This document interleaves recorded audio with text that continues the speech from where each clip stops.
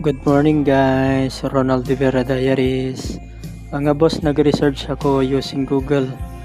Ayan o, ito yung mga motorsiklo ng FKM Philippines. Ayan, tignan natin pababa. Number 1, Rev X 125, 65,000. LTS 125, 65,000.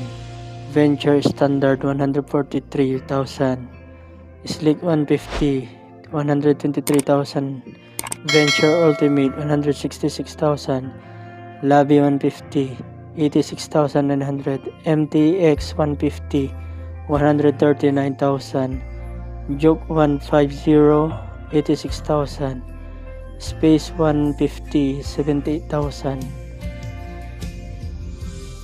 Ito pa ako, Ranger 150, 78,000, Slick 150, 123,000.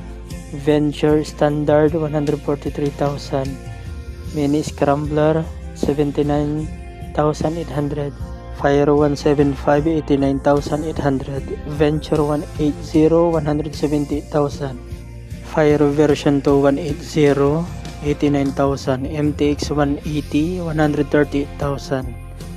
So ayan yung mga scooter guys, hanggang dyan na lang sa mga usaping motorcycle ng electric scooter category ng FKM.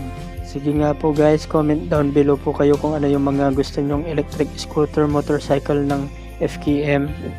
Sana nakatulong po ang impormasyon na ito sa inyong lahat mga kabayan.